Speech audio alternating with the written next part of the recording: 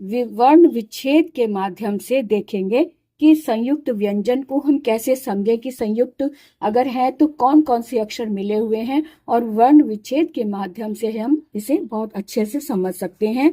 जैसे ये पहला अक्षर क्ष दिया हुआ है ना, तो क्ष में क और श मिला हुआ है, ये तो हो गए व्यंजन, क्योंकि व्यंजन है इसलिए इसमें हल लगा हुआ है। और इसमें जब हम अ मिलाएंगे तब हम इसको बोल पाते हैं, उच्चारण कर पाएंगे, क्ष कहते हैं। अ का उच्चारण, अ का स्वर मिलाकर क्ष ऐसे बोल पाएंगे। तो इसको लिखेंगे। अब ये कक्षा शब्द दिया हुआ है, कक्षा शब्द को हम कैसे समझे कि एक तो क है, इसमें क में हल लगाया और इसमें से अ को अलग कर लिया, ये तो हो गया क अ क। और क्ष जो है क श और धन आ, इसको आप प्लस अपनी सुविधा के लिए प्लस भी कह सकते हैं, योग भी कह सकते हैं और धन भी कह सकते हैं। तो क श और धन आ क्योंकि ये बड़ा आ है, बड़े आ की मात्रा इसलिए ये बड़ा आ। तो क श से क्ष और आ कक्षा, कक्षा ये हो गया। इसमें क और श मिला इसलिए इसकी साउंड में भी क और श की आवाज आती है, क्षा, कक्षा ऐसे बोलते हैं ना। अब देखो त्र में भी दो हैं संयुक्त स्वर हैं, त्र में भी संयुक्त व्यंजन है। कौन कौन से? त और र, और प्लस आ इसलिए कहेंगे कि जब आ इसमें मिलेगा तभी हम त्र की आवाज निकाल पाएंगे, इसे हम त्र मुंह से बोल पाएंगे। तो जैसे पत्रम शब्द दिया हुआ है, पत्रम को हम कैसे देखें? प अ प, और त्र है तो त र और अ, ये तो त्र हो गया। आगे म है, म में हल लगा हुआ है, इसका मतलब इसमें कोई स्वर नहीं है, तो इसको हम एज इट इज म हल वाला लगा देंगे इसमें, है ना।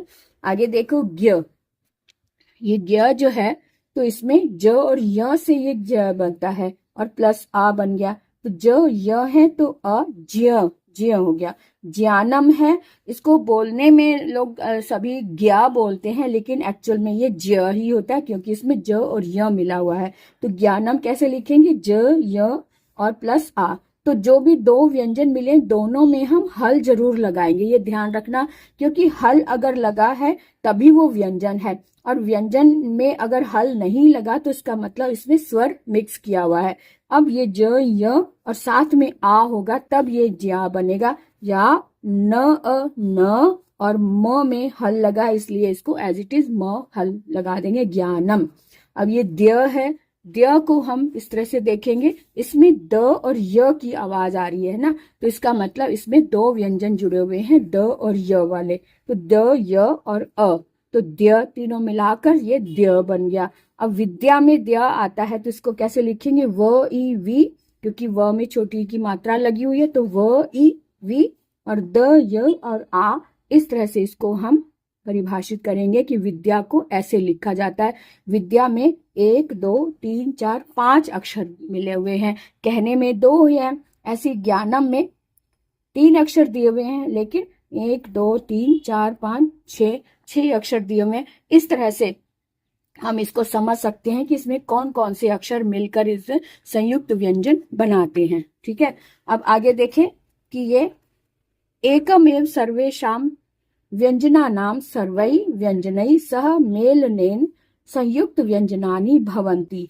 अब ये जो क और य है, क्य, ऋण, र और ण, र जो है वो जो भी र जहां पे अभी ऊपर की तरफ लगा है वो आधा र होता है, ऋण, अंत्र, ये वाले संयुक्त व्यंजन है, आधे अक्षर मिलाकर इनको हम पूरे अक्षर कैसे बनाए इसमें देखें। किसी शब्द के अंदर ये वाले आधे अक्षरों को हम जब जोड़ते हैं तब वो शब्द क्या बनता है, इस तरह से। आधा क और य है तो चाणक्य, क्य लगा चाणक्य, चाणक्य हो गया। अर्ण लगा है तो अर्णव, क्योंकि र की साउंड अणा से पहले आएगी, अर्णवः, अर्णवः। मंत्र लगा है तो मंत्रः, मंत्रः। ठीक है, उसके बाद देखो ये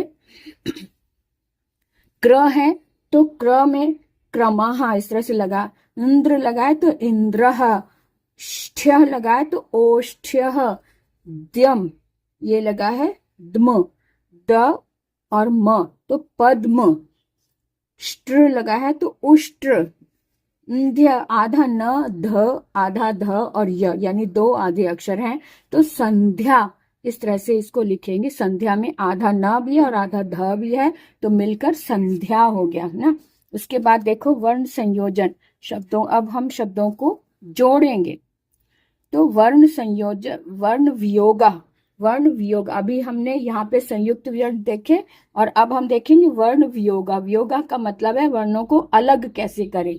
तो अजह दिया हुआ है, तो अ, ज और अ और साथ में विसर्ग अजह, इस तरह से बना है ना। तो विसर्ग लगा हुआ है, यानी कि अ तो ये खुद ही स्वर है। उसके बाद ज व्यंजन है, तो ज में से हमने अ अलग किया, तो ज और अ और विसर्ग को भी हमने धन विसर्ग कर दिया, इस तरह से अजह।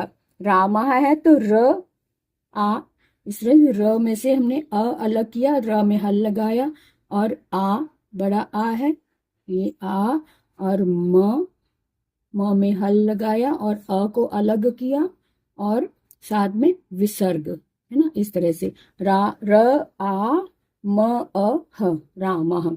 हरि ही है तो ह में से हमने स्वर हटाया, तो ह में हल लगाया और ह का स्वर अ है, और र में से स्वर हटाया तो र में हल लगा, और ई छोटी ई है तो छोटी ई लगाकर और साथ में ये विसर्ग लगा दिया ना। अब ये सीता है तो स में बड़ी ई है, तो इसलिए स में से हमने सा में हमने हल लगाया और बड़ी ई को अलग किया, तो सी, और त में हल लगाया और आ को अलग किया, तो ये सीता हो गया, है ना। अब गुरु है तो ग में ऊ लगा हुआ है, तो ग में हल लगाया, छोटे ऊ को अलग किया और र लगाया, र में हल लगाया, र में से स्वर को अलग किया, यहाँ भी छोटा ऊ है और साथ में ये स्वर, ये विसर्ग हो गया, साथ में ये विसर्ग हो गया था। तो वधू, व में से हमने अ अलग किया, तो व अ, ध में से ऊ अलग किया, तो ध में हल लग गया और बड़ा ऊ और साथ में ये विसर्ग ना। ऋषि में री खुद ही स्वर है, री को अलग किया, श से हमने स्वर अलग किया, तो श पे हल लगा और छोटी ई है तो छोटी ई लगा दिया और साथ में विसर्ग लग गया। तो